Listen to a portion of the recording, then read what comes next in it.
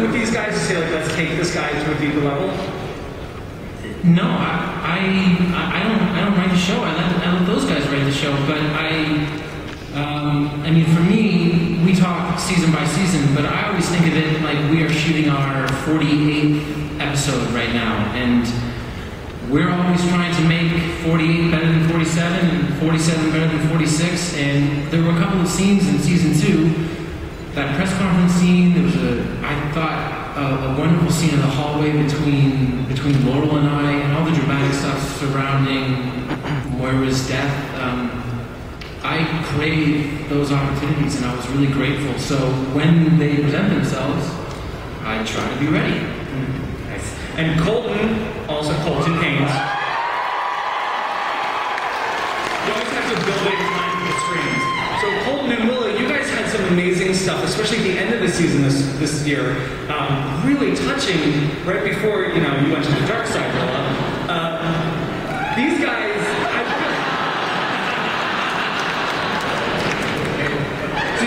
were you guys like just chomping at the bit to get these two together and like had these great emotional scenes? I mean, we kind of hit it off from the beginning. Right? Our first day. My first day on the show, I got to work with Willa, and we had this really fun. It was one of our first scenes was actually our kiss scene, which was pretty hilarious. It was one of my favorite things that we got to shoot together in here. Well, hey guys, come on, They actually told us to do mouth to mouth. Oh yeah, this was one of my favorite stories actually. Not a Italian story, but our first kiss scene, our director asked us to do more kissy. That's the way he worded it. And so Colton and I were just like, okay. And he's like, wait, no, can you just do like more mouth to like mouth to mouth? Mouths. Yeah. And so I grabbed his nose and just breathed straight up. I thought that was kind of like what he asked for. He asked for mouth to mouth. So she has amazing breath. So it's great. It brought me to life. And so Willa is daughter like father. Have we found out yet? I was just having this conversation. Thea is going through something pretty crazy right now, and all I can say is I've been hitting the gym a little bit. And I think that's like really the only thing I'm allowed to be hinting towards, because I mean these gums are just so amazing. And how has it been taking her from like druggy prep school dropout to supervillain love child?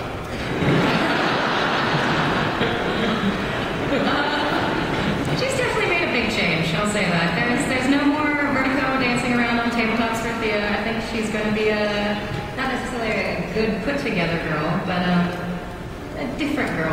Definitely a different girl. The Thea that you guys saw season 1 and season 2 is not the girl that's coming back in season 3. Did you keep the pants from the finale? Did you keep those leggings from the finale? Of course I did. And that trench coat, are you kidding me? This thing was amazing. All right, so David, fatherhood. Daddy Diggle. Hashtag Daddy Diggle.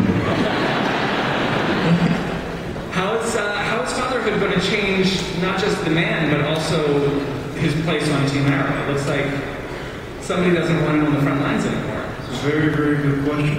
A lot of dramatic tension. Because, he's a child and the stakes get higher. Does he stay with the team? Does he leave?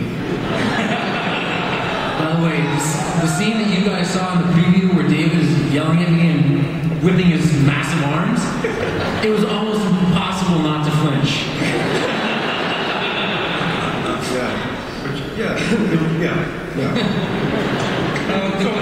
It's just a great. I mean, it was just a great story point to make Diggle a father. I think the stakes have gotten a lot higher. All right. So Elicity is a situation that we're going to talk to in a little bit later. So, John, you are back.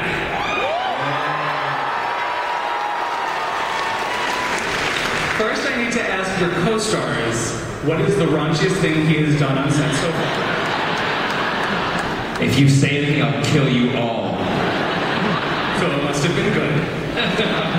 What do you know about what Mr. Merlin is up to now? Well, I was actually just saying to Andrew as we were talking, and he said, you know, have you read the scripts? And I literally just flew in yesterday from London, and I finished, which I must say, the producers have been really, really wonderful in allowing me to finish the stuff up that I've had to do in the UK, plus a couple of things I have to go that were pre-contractual.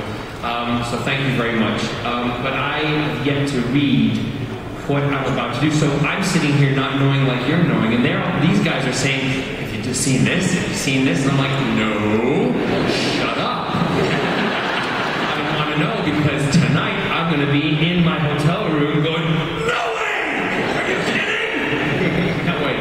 I really can't wait. And that's part of the excitement about episodic television for me, is almost not knowing what you're going to do until that script comes out. Because then it's that's the thrill of doing it, is trying to figure out how you do it, but also how you make it really believable for you guys. And also it just makes it much more fun, because it's more spontaneous that way. All right. Paul? Hello, sir.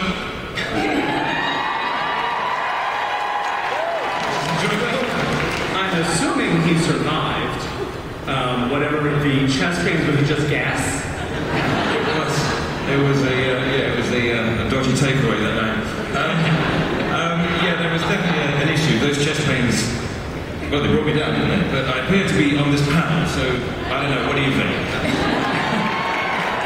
We have to talk afterwards. The only problem with that is all my hair fell out as a result of this last situation.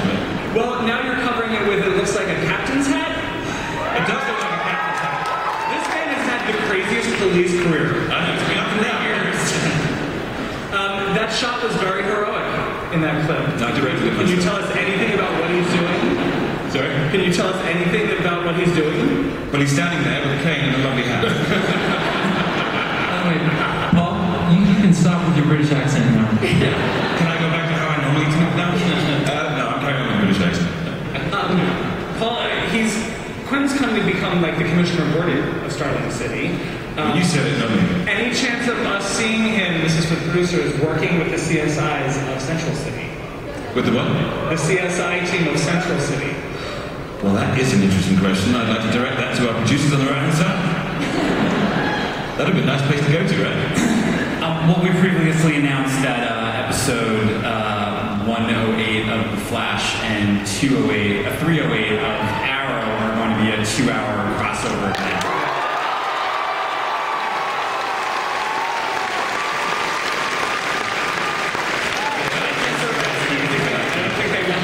I don't think they want this to happen. No. So we'll be seeing people from both shows crossing over. So it's everyone will get a little taste of each other. That sounded good. Have you met John Barrowman? I met John Barrowman, yeah. Better go down the run as fast as you can. Yeah, but that's one of the fun things, and Greg always talks about, that when we were kids, the $6 Million Man, Bionic Woman, when those shows would cross over, when you see Oscar Golden, go back and forth. It reminded you that there was sort of reality to it, and that, and these spin-offs, they're not existing in different worlds, and things that happen in Starling City affect Central City, and vice versa, and it's really exciting to us. That's awesome. It is exciting. Yeah, It's totally awesome. Do you guys have anybody